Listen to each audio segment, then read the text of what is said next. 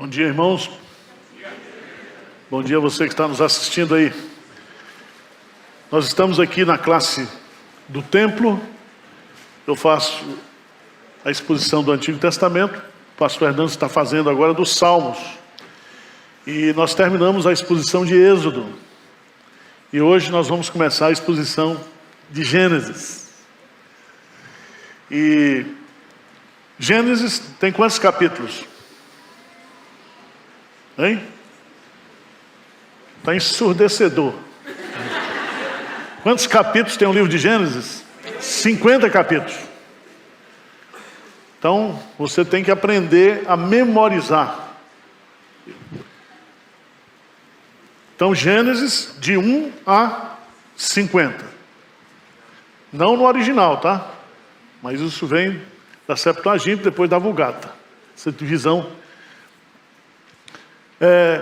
Qual é o capítulo-chave para você entender o livro de Gênesis? É o capítulo 12. Gênesis de 1 a 11, a história universal. Do capítulo 12 ao capítulo 50, Deus começa a construir a nação de Israel. Capítulo 12 começa com o chamado de Abraão. Então, do capítulo 1 ao 11, você tem a história universal. O que é que você tem? Capítulo 1 e 2, a criação. Capítulo 3, a queda. Capítulo 4 e 5, as consequências da queda.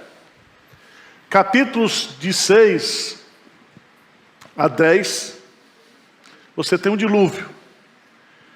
Capítulo 10 e 11, você tem a origem das nações e a Torre de Babel. Todos esses fatos são fatos o quê? Universais. A partir do capítulo 12 de Gênesis, você vai estudar a história dos 4 patriarcas. Começa com Abraão, Isaac, Jacó e José. Você se lembra que o livro de Êxodo começa justamente com a família de Jacó e José morando no Egito. Eram 70 famílias. O livro Gênesis vai tratar justamente dos começos, por isso que é esse nome. Assim como Apocalipse, são as coisas que são reveladas por fim do tempo. O Gênesis compõe o chamado Pentateuco. Gênesis, Êxodo, Levítico, Números e Deuteronômio. Esses 5 livros foram escritos por Moisés. Tá certo? E nós vamos fazer um estudo devocional do livro. Porque tem muita gente que estuda os livros da Bíblia, e primeiro ele lê Calvino, aí lê Hendricks, aí ele traz tudo, mas ele não leu o texto. Então nós temos que aprender a ler a Bíblia. Ah, pastor, eu não gosto de ler. Então ouve, desgramado. Pega um podcast, um negócio aí, e põe no ouvido e vai ouvir. Tá certo? Porque não adianta você ouvir o que os outros falaram da Bíblia. Você tem que ler a Bíblia. Você tem que meditar na Bíblia. Você tem que compreender a Bíblia com seus próprios olhos. Tá certo? E você precisa entender, por exemplo, que o livro de Gênesis, ele é caracterizado como uma narrativa histórica. Não é uma narrativa científica, é histórica. E na perspectiva da narrativa, é narrado aquilo que o autor da narrativa tinha a sua intencionalidade. Por isso que um dos princípios da hermenêutica bíblica é que quando você vai estudar um livro ou um texto, você tem que estudar primeiro a intencionalidade do autor. Então o que Moisés tinha a intenção aqui? De dar justamente para nós uma narrativa histórica da origem de todas as coisas. Na narrativa é igual um fato jornalístico. A narrativa ela é narrada não com o que você gostaria que tivesse sido narrado, né? A gente sempre gostaria que a história tivesse outro fim. É como aquele irmão que não lia a Bíblia, o pastor perguntou, e aí, como é que foi lá? Leu toda a Bíblia? Li. E Apocalipse? Li, pastor. E o que você aprendeu? Que os dois se casaram e foram felizes para sempre. Quer dizer, não leu nada. Então nós temos que ler. Então nós vamos começar Gênesis hoje. Então, você está com a Bíblia de papel aí? Pronto. Nós que somos Tiranossauro Rex, vamos usar. Os que são agora da nova geração, vai grifando aí. Veja aí, Gênesis 1 e 2. Você tem aqui o que? A criação. Recomendo para vocês esse livro aqui, ó. Presta atenção. Não sei se tem aí na livraria. Gênesis 1 e 2, escrito pelo irmão Adalto Lourenço. Ele é um cientista como o Eberle, e ele vai ter umas sacadas aqui muito interessantes do ponto de vista científico, explicando essa questão dos 2 primeiros capítulos, que são os capítulos chaves para você entender a revelação bíblica. O capítulo 3, aí é o capítulo da queda. Passa rapidamente aí 4, 5, as consequências da queda. Capítulo 6 é o anúncio do dilúvio, vai até o capítulo 9, final do capítulo 9. Vocês têm que entender que o dilúvio não foi local. O dilúvio foi o quê? Mundial. Depois, você vai descobrir no capítulo 10 de Gênesis, que Deus então reconstitui ou repovoou a terra a partir dos 3 filhos de Noé, Sem, Cã e Jafé. Entendeu? Aí, no capítulo 11, os descendentes de Cão resolveram fazer o quê? Ou os descendentes dos filhos de Noé? Construíam o quê? Uma torre. E essa torre é Babel, porque Babel é a base, é a raiz da palavra o quê? Babilônia. É quando as nações se agrupam contra Deus. Por isso que você vai entender lá em Apocalipse, que a Babilônia que vai cair lá não é a Babilônia nação, é a conjuntura babilônica. Então, encerrando aqui no capítulo 11, aí você pode dizer aqui, encerrou as origens das coisas universais. Do capítulo 12, aí nós vamos estudar a história dos patriarcas. Hoje, eu quero ficar no capítulo 1 e 2.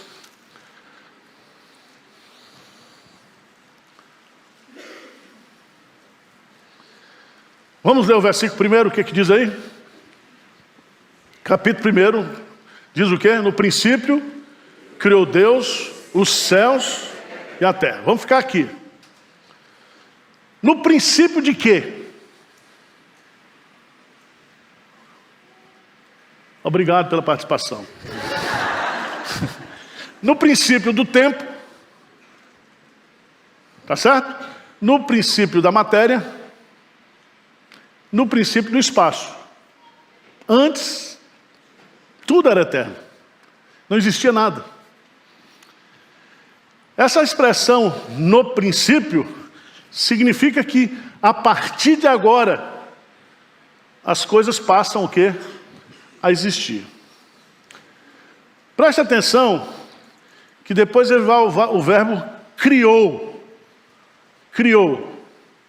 Esse verbo criar, no hebraico, o verbo bará, significa criar do nada. Disse Deus, haja luz e o quê? Houve luz. Disse Deus.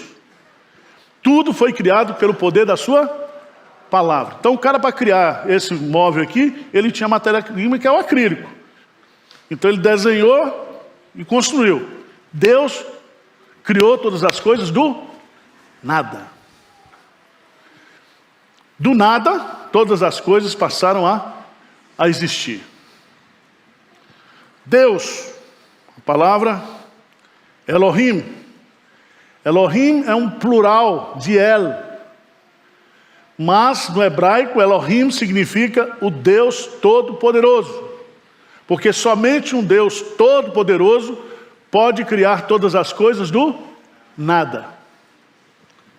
Agora, quem é esse Deus todo-poderoso? Veja no versículo 2, que o Espírito de Deus. Que Espírito de Deus é esse aí? A terceira pessoa da Trindade. Vamos lá, por favor, para o Evangelho de João, capítulo 1.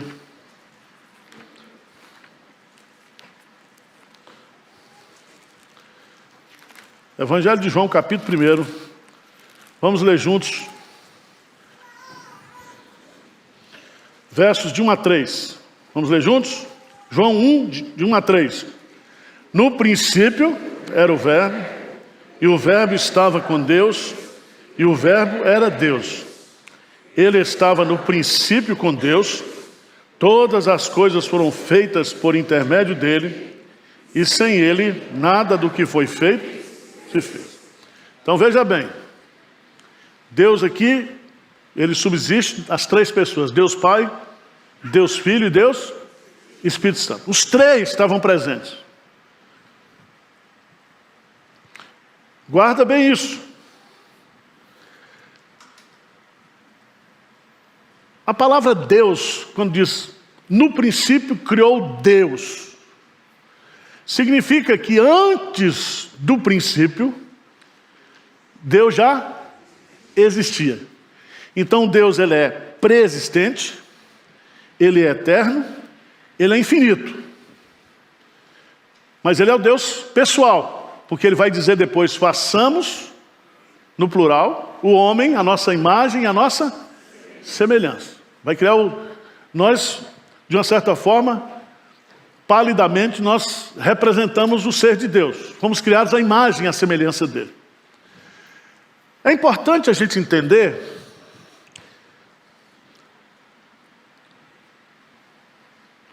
o que Deus, então, pergunta difícil, né? Fazia antes do princípio. A resposta que nós encontramos é que antes de criar todas as coisas, eles viviam em harmonia, as três pessoas, e eles resolveram então elaborar o pacto da redenção. As três pessoas se reuniram, já sabia de tudo. O que diz, por favor, Efésios, capítulo 1. Efésios, capítulo 1.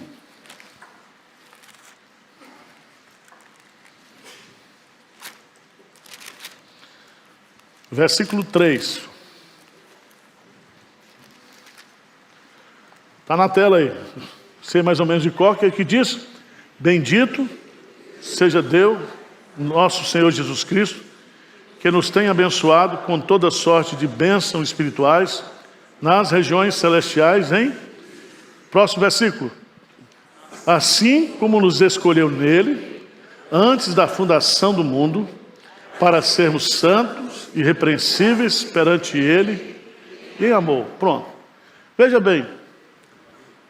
Você acha que Deus, antes do princípio, ele não sabia, ele não tinha o controle de todas as coisas? Ele sabia tudo. Ele criou o homem, ele sabia que o homem ia cair. E lá, eles já tinham elaborado o projeto. O pai elege, o filho redime e o Espírito Santo o quê? Converte. Você acha que a encarnação de Cristo foi uma coisa que não foi projetada antes de criar todas as coisas ou depois que todas as coisas foram criadas? Antes de todas as coisas. Os teólogos chamam isso de o pacto da redenção. Agora é interessante, porque ele vai usar a expressão aqui, que Deus criou os céus e a terra. Deus é pré-existente e Deus é transcendente. Presta atenção, isso é muito importante. Porque existe um conceito teológico, filosófico, chamado de panteísmo. E eles dizem, tudo é Deus e Deus é tudo. Deus está no rabo do cachorro que abana, no sorriso da criança, na flor, não sei o que, aquele negócio todo. E quando morre, desintegra e incorpora o Deus Pan. Veja bem, Deus ele pré-existe e a criação, aquilo que ele cria, não é uma extensão da sua pessoa. Os teólogos chamam isso de criação ex nihilo, ou seja, a criação existe, mas ela não é uma extensão de Deus. Por isso que você não adora a criação, você adora o Criador. Eleva os meus olhos para os montes, de onde virá o socorro? Meu socorro vem do Senhor, que fez os céus e a terra. Quando fala céus e terra, nós temos que entender aqui que ele está criando o universo. E a expressão aqui no versículo 2 é: a terra, porém, estava sem forma e vazia, havia trevas sobre a face do abismo, e o Espírito de Deus pairava sobre as águas. Sem forma e vazia significa que ela não estava habitada, não estava, de uma certa forma, ocupada. E é aqui que surge o time do Corinthians. A terra havia o quê? Trevas. Depois Deus vai criar o verde, aí é outra conversa. O azul. Desculpa os corintianos, é só para quebrar o gelo aqui, né? Mas o que é trevas, escuridão? É ausência o quê? De luz. Por isso que a primeira coisa que Deus vai criar é luz. Vamos entender aqui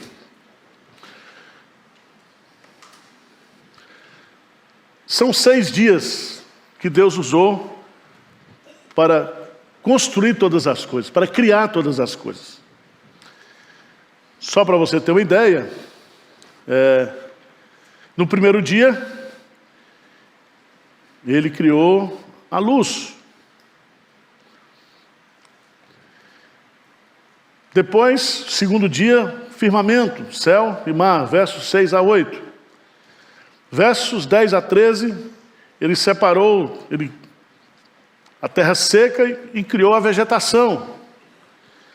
No capítulo 4, ele criou os luzeiros, quarto dia, versos 14 a 19. No quinto dia, ele criou as aves e os peixes, versos 20 a 23. No sexto dia, ele criou os animais terrestres e o ser humano. Vai dos versos 24 até 31. A grande discussão que a gente faz, o que é feito teologicamente falando, é sobre dia. Há uma corrente, inclusive de cristãos, que dizem que esses 6 dias aqui são dias eras, não dias de 24 horas. Certo? Olha, é um esforço danado para crer num negócio desse. Porque põe a Terra aí com bilhões e bilhões de anos. Eu que sou mais limitado, eu prefiro acreditar na expressão Yom, no hebraico, é 24 horas. Tá certo? 24 horas é quando a Terra faz o seu movimento do seu próprio eixo. Os anos é quando ele faz aquele movimento em torno do Sol. Certo? Então, na nossa perspectiva, são dias de 24 horas. Qualquer dúvida, pergunta para o Eber lá, que ele vai explicar cientificamente. Tá certo? Por quê? Isso é muito importante a gente entender. Deus criou o dia. Quando ele faz 6 dias, do 7º ele descansa, ele cria o quê? A semana. E depois, os anos. Vamos pensar um pouquinho aqui. Se nos 6 dias foram dias eras, quando foi que deixou de ser dia era para ser dia de 24 horas? Eu já perguntei e ninguém me responde. Aí eu fico pensando no sofrimento do povo, depois da queda. Veja lá no capítulo 5.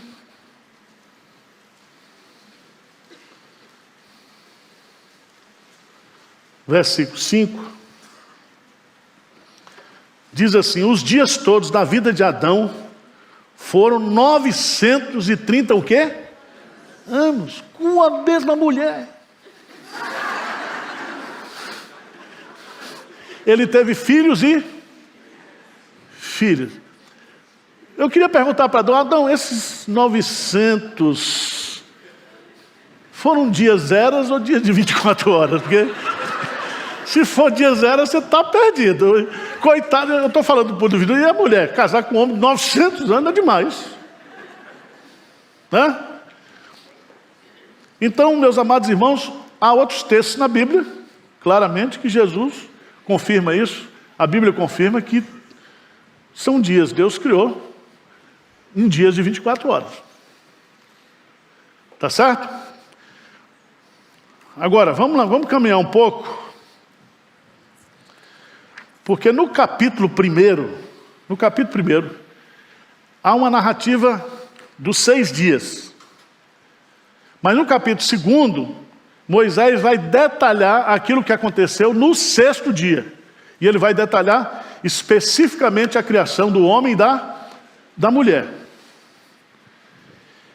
E é muito importante a gente entender isso. Veja, por favor, lá em Gênesis, capítulo 1, versículos 26 e 27. Também disse Deus: façamos o homem à nossa imagem, conforme a nossa semelhança. Tenha ele domínio sobre os peixes do mar, sobre as aves do céu, sobre os animais domésticos, sobre toda a terra e sobre todos os répteis que rastejam pela terra. Versículo 27, lê comigo. Criou Deus, pois, o homem à sua imagem, a imagem de Deus o criou, homem e mulher os criou. Então, 3 detalhes aqui. Foi Deus que criou.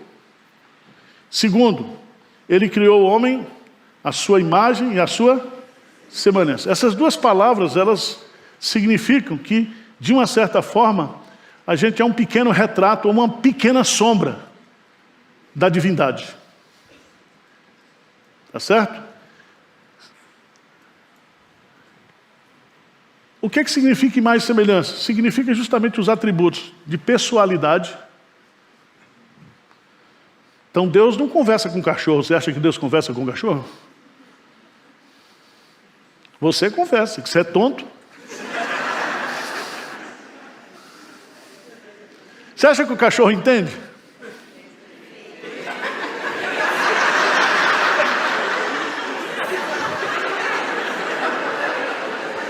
Só falta abrir agora uma escola para cachorro. Cachorro, ele age pelo instinto. Ele é adestrado e você é educado. Dá para entender? Pode continuar conversando, não tem problema não. Está todo mundo louco, não tem problema. Precisa entender isso.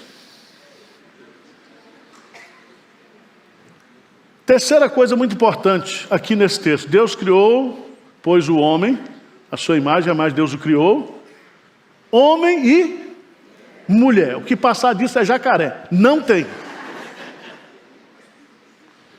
Então, a imagem e a semelhança de Deus está justamente nos 2 sexos. Certo? Homem e mulher. Esses 2 sexos, homem e mulher, eles não são competitivos. A guerra do sexo começa depois do pecado. Eles são o quê? Complementares. Um complementa o quê? O outro. Veja lá 31 de Gênesis 1. Gênesis 1, 31. Vamos ler juntos? O que diz aí? Viu Deus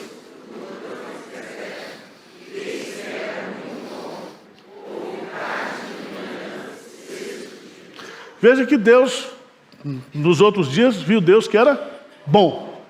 Agora ele vai dizer que Deus é o quê? Muito bom. É porque não tem superlativo para dizer boníssimo. Tá certo? Por quê? Porque entrou aqui a figura do homem e da mulher. Aí, meus amados irmãos, tem um intervalo, um interlúdio na narrativa, no capítulo 2, versos de 1 a 3. Assim, pois, foram acabados os céus, a terra e todo o seu o quê? Exército. Significa que aqui também foram criados os anjos. Foram acabados os céus e a terra. No sentido daqui, dessa expressão, aparece que foi criados os anjos. Quando foi que houve a rebelião de Satanás?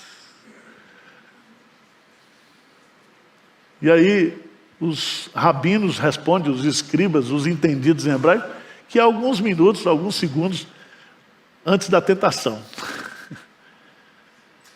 Mas eu quero dizer para você que essa questão da origem do mal, nós não temos explicação. Tá certo? Nós temos a realidade do mal. Mas a origem não. A origem é a rebelião contra Deus e o governo de Deus. E é a proposta que Satanás vai fazer para quem? Para Eva e para Adão. Mas vamos lá. Aqui também, e havendo Deus terminado no dia 7º a sua obra que fizera, descansou nesse dia de toda a sua obra que tinha feito. E Deus se cansa, gente? Me pergunta. Aqui a ideia é que ele concluiu e terminou o quê? Aquela atividade. Então, essa palavra aqui, descansou, esse sábado que aparece aqui, ele, para Deus, é o sábado pessoal de Deus, o dia em que ele termina a obra e descansa. Segundo, vai estabelecer o sábado nacional dos judeus. É lá em Êxodo, capítulo 16, 23, e depois em Êxodo 20, que a lei de Moisés vai estabelecer o mandamento, não é isso? O 4º mandamento, não é isso?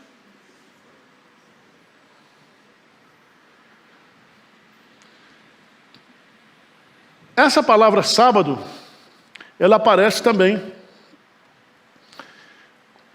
como descanso espiritual para o cristão. Está lá em Hebreus, capítulo 4, versos de 1 a 11.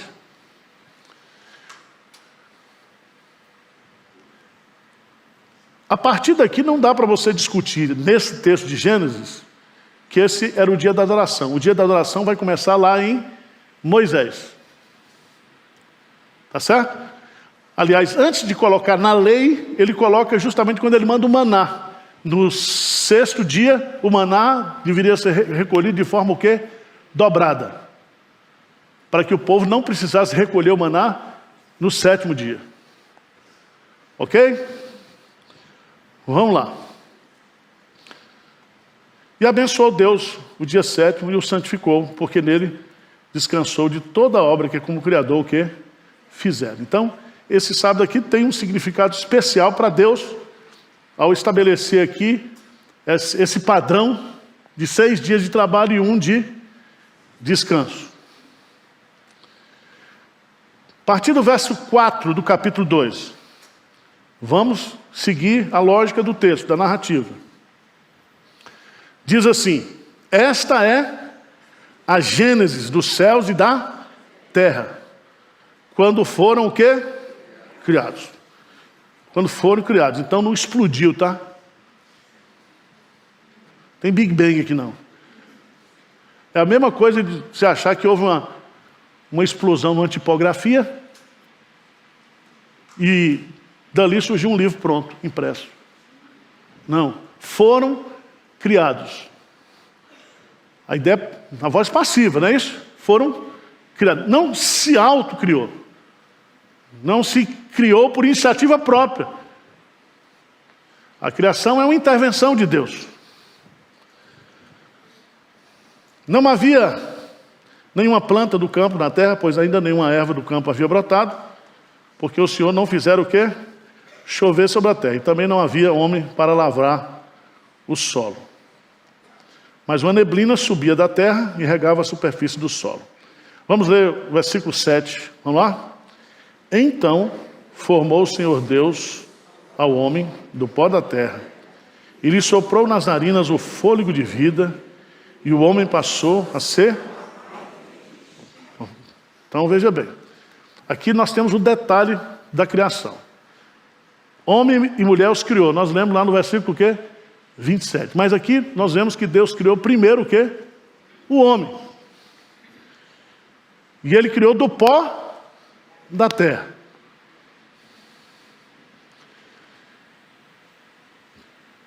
Detalhes aí eu não sei. Fez um boneco e soprou nele o quê? O fôlego. Até aí tudo bem. Mas o texto nos diz que ele foi feito o quê? Alma, o quê? Vivente. Então Deus não fez somente o corpo. Deus fez o quê? O corpo e a alma. Então presta atenção. Você que gosta do seu cachorro, não haverá ressurreição de cachorro. Vai ter ressurreição de gente. Quando Cristo voltar na sua segunda vinda, Ele não vem com cachorro, gato, lagartixa. Não.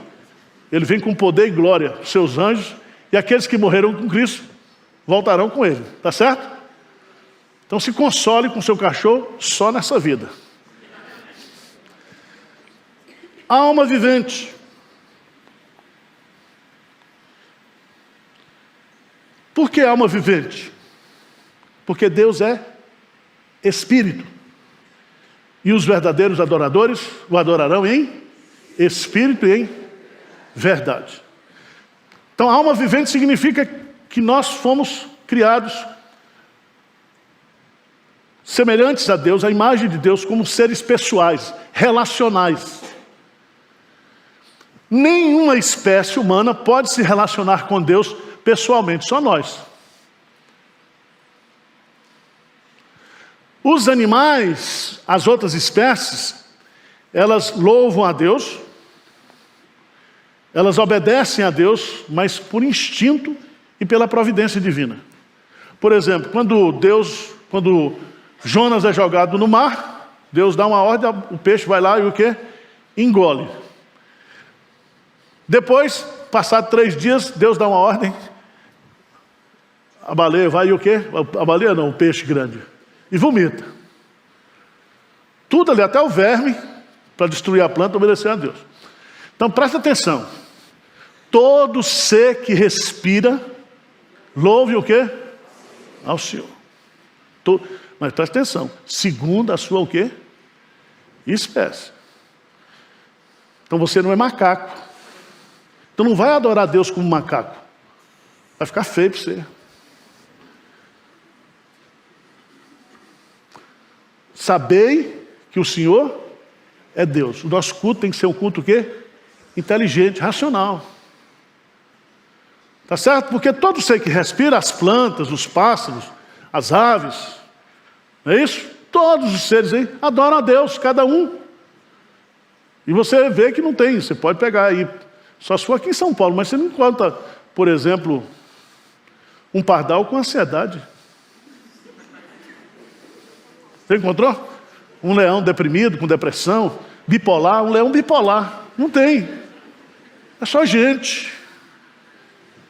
Porque nós somos criados à imagem e à semelhança de Deus. Esse negócio aí, diz aí que nós fomos feitos alma vivente. Significa que eu e você, nós não existíamos antes. No dia que Deus criou, na sua concepção, você passou a existir. Não somente corpo, mas também o quê? Alma. E a partir de agora você é eterno. Porque a alma não morrerá mais. Por isso, vamos lá para 1 Coríntios, capítulo 15.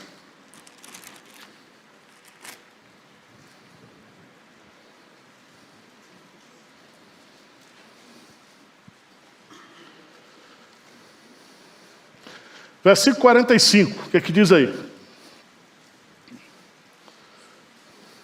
Vamos começar antes do versículo anterior.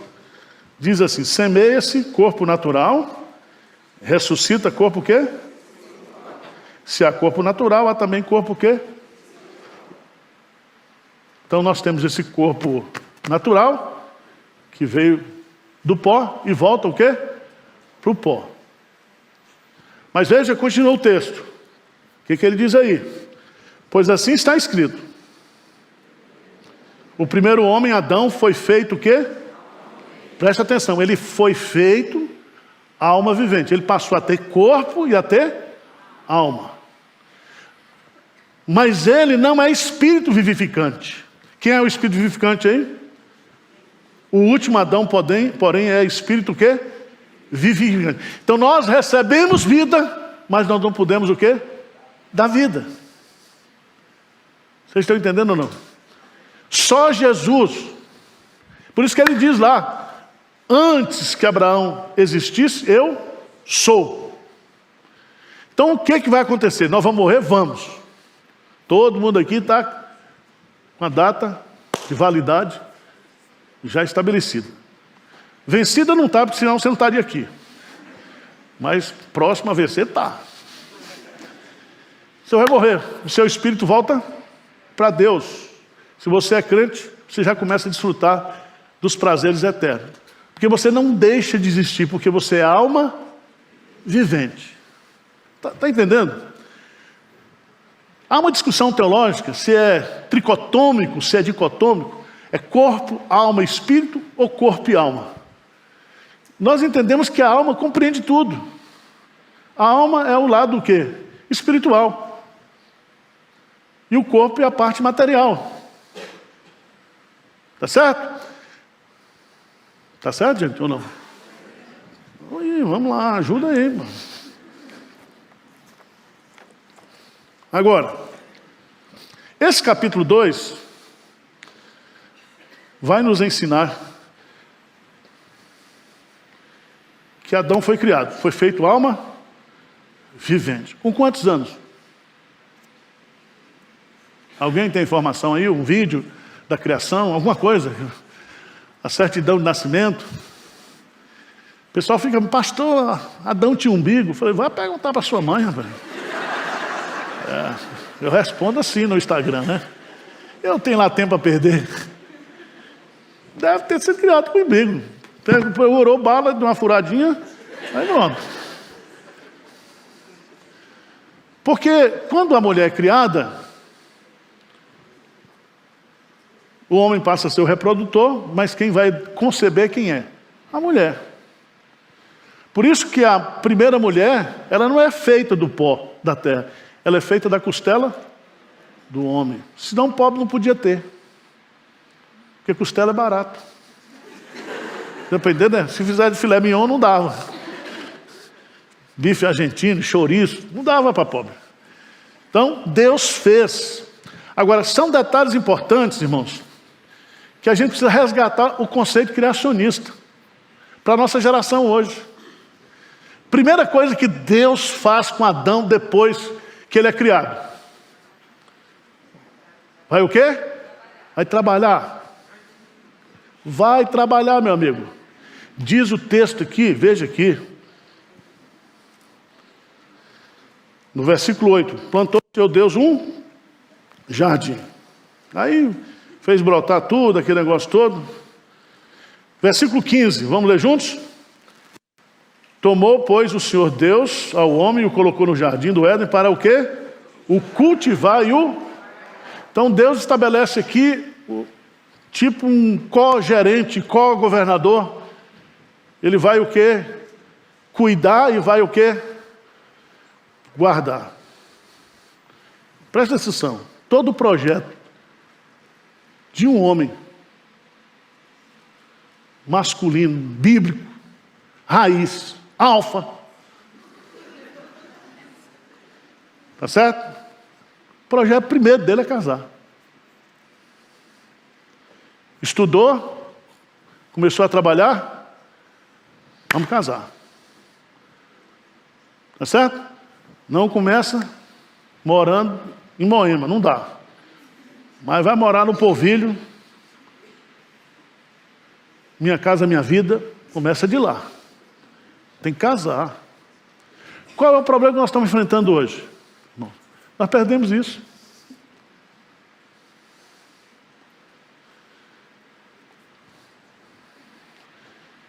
Deus põe um homem para trabalhar. Depois Deus fala com um homem da sua responsabilidade espiritual. Veja no versículo 16 e 17. Veja que Eva não estava viva ainda, tá? E o Senhor, Deus, lhe deu essa ordem. De toda a árvore do jardim comerás livremente, mas da árvore do conhecimento do bem e do mal não comerás, porque o dia que dela comeres, certamente o quê? Morrerás. Aqui é a aliança das obras. Você vai continuar perfeito, sem pecado, desfrutando da minha presença eternamente, se você não desobedecer.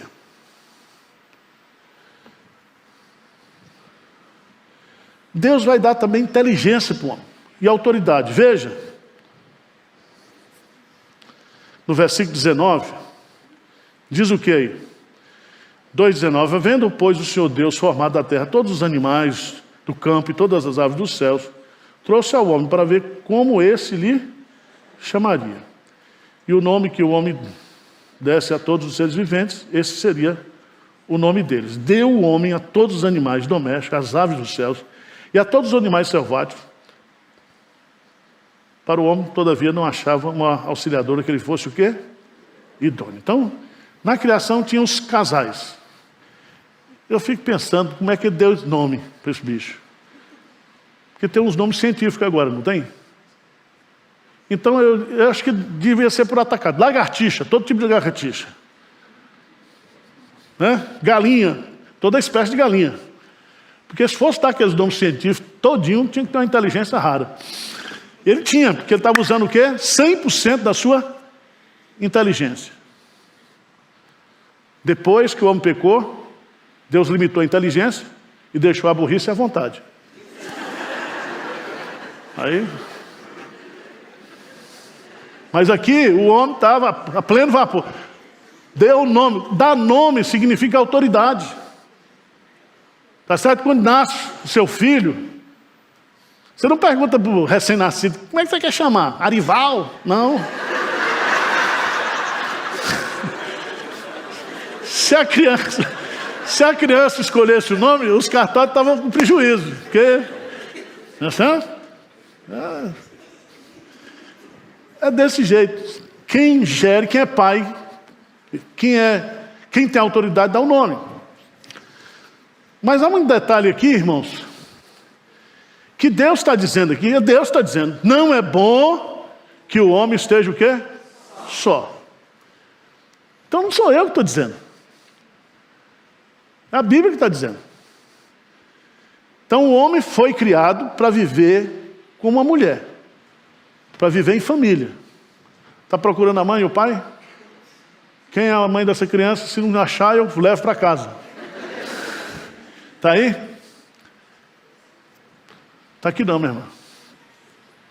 Deixa ela aqui no púlpito comigo que eu tomo conta dela. Tchau. Irmãos, vamos voltar para o texto aqui. Diz o Senhor Deus, não é bom que o homem esteja só.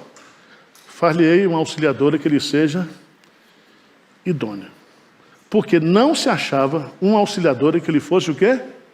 Idônea. Então, se Deus quisesse fazer casamento do mesmo sexo, faria ou não teria feito? Já estava com a mão na massa, fazia outro boneco lá, botava 2 machos para viver. Mas Deus não fez assim. Aí Deus resolve criar a mulher. Aí vai, presta atenção. Versículo 21, anestesia geral. O homem adormece, tomou uma das suas costelas, fechou o lugar com carne, e a costela que o Senhor Deus tomara ao homem, transformou-a numa mulher e a trouxe. Cientificamente, o Adalto Lourenço explica tudo isso, tá? Eu não sei explicar, porque eu não sou cientista. Quando o homem está na UTI se recuperando, 24 horas, não. Foi tudo rápido. Quando o homem acorda e diz: misericórdia.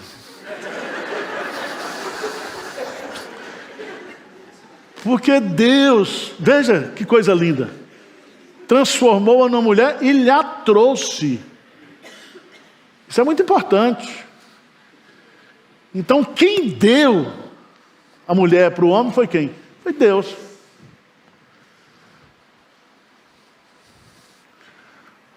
Agora veja bem, primeira coisa que a mulher tem que pensar em fazer é casar também.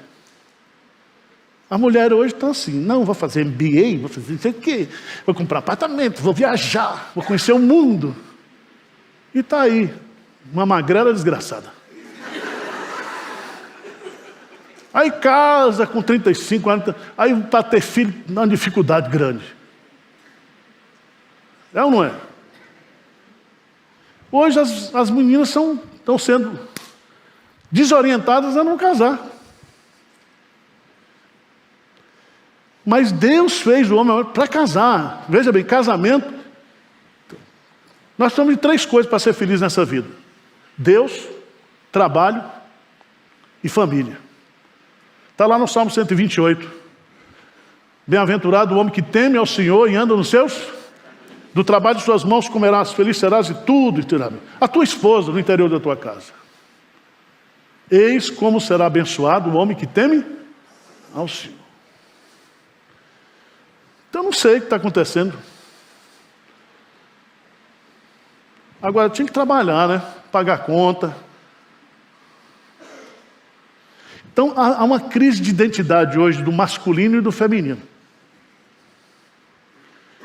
E a única maneira que a gente tem de combater isso é voltando para Gênesis. Porque Deus deve ter criado os 2 adultos, né? Mas casados no mesmo dia que foram criados. Olha que bênção.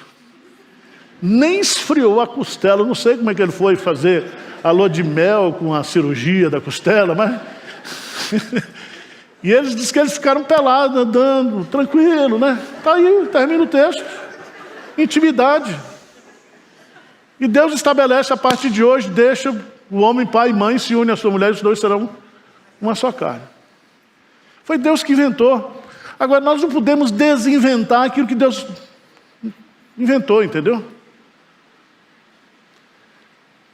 Esse é o ponto que nós precisamos resgatar hoje. Eu não vou falar sobre o assunto. Eu já falei aqui sobre macho e fêmea. Acho que eu vou ter que falar de novo. Porque não serviu para nada. Os caras continuam fugindo de responsabilidade. A melhor coisa é casar. Eu casei com 22 anos, vou fazer 35 anos de casado. E eu disse para a Tássia essa semana tomando café. Eu perguntei para ela: você casaria de novo? Ela ficou pensativa. Mas eu falei: mas eu casaria com você. Tem pergunta que você não faz para a mulher. Principalmente quando ela estiver zangada, né? Então, casar é muito bom. Ter filho é muito bom. Quando você casa, veja bem, a gente casa para juntar, não é juntar para casar. Eu escrevi um livro, vou lançar um livro aí sobre a desonra de morar junto sem casar. Isso não é de Deus. Certo? Não é de Deus. Aqui foi casamento sério. Porque o pai da noiva era Deus. Ele foi o cara que criou tudo e era o juiz. Ele era o juiz de toda a terra, fez o casamento. Ah, pastor, e tinha certidão de casamento? Não precisa, cara. Você está diante do governador do mundo, do universo, tu queres o quê? E na época não tinha papel também. Só falta você pedir e-mail nessa época aqui. Então, gente, por favor, vocês que são pais, mães, vocês que têm filhos adolescentes, tem que colocar na cabeça dos meninos para casar. Casar. Casamento é uma bênção. E todo mundo aqui, quem é da mais antiga, a gente casar sem nada. Eu, quando pedi ao meu sogro Tássia para casamento, ele estava deitado na rede, levantou e me deixou falando sozinho. Ontem eu liguei para ele fez 94 anos, está lá, presbítero de Israel. Mas eu imaginei, o cara tem uma filha, formado em direito, casado, com uma vida boa, vai casar com um pastor. Esse é contrato de risco, isso é Eu imagino vocês que têm filho e mulher, né? Difícil. Mas casamos sem nada. E aí fomos morar em Jiquié, meu primeiro campo de trabalho. E eu dava aula para poder me sustentar. Um dia deu uma chuva lá em Jiquié. E aí a gente morava na casinha de vila, na esquina. E a enxurrada, ao invés de virar, virou para dentro da casa. E o telhado era telhado de... não tinha forro. Então, qualquer coisa que dava, caía tudo dentro de casa.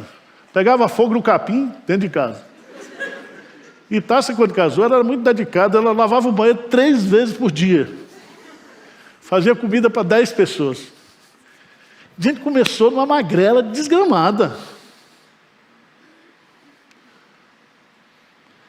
Agora, fui abençoado. Sou abençoado. Porque é a bênção de Deus que enriquece. Não é outra coisa não, gente. É a bênção de Deus. Você pode estar com maior grana, com maior posição, com maior título, e ser uma pessoa infeliz. Não ter a bênção de Deus. Então, eu prometi, vou fazer. Esse ano, eu vou fazer o culto da unção do amor. Você está rindo, né? Vai ser um Black Friday de final de ano.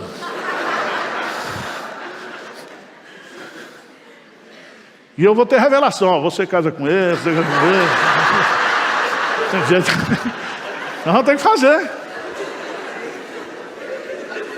Tá difícil. Faz os cultos dos jovens aqui, fica um monte de homem isolado, conversando sobre videogame, não sei o que. E as meninas lá, tudo com cara de desprezada. A tristeza. Estamos vivendo a tristeza.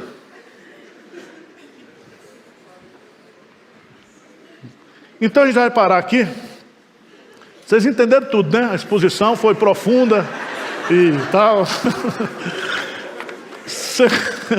Na próxima nós vamos estudar o capítulo 3. Aí começa a confusão. Até aqui estava tudo bem, marido não brigava com mulher, não tinha disputa, não tinha guerra de sexo, não tinha nada, era uma beleza. Todo mundo não, né? O casal, peladão dentro de casa, uma festa. Aí a encrenca vai começar depois. Tá bom, gente? Vamos ficar de pé, vamos orar. Passa lá agora para pegar com o Marcos Weber os livros dele, que são livros assim, que explica tudo isso cientificamente. Certo? Cientificamente. Eu escrevi um livreto também sobre racismo. E aí eu mandei para o Dr. Weber dar uma olhadinha, né? Porque de um só fez toda a raça humana. Significa que nesse estudo do Gnoma aí, que teve aí, nós temos a mesma origem. Diferencia a melanina, não sei o quê, blá, blá, blá. Mas somos tudo filho de Eva e Adão. Se você quiser ficar com o dia aéreo e optar pelo macaco, fica à vontade. Você tem cara mesmo, você tem jeito. Senhor Deus, olha para nós aqui, Pai. Na simplicidade da Tua palavra, na fé, na inspiração das Escrituras, na autoridade das Escrituras, que nós descansemos o nosso coração.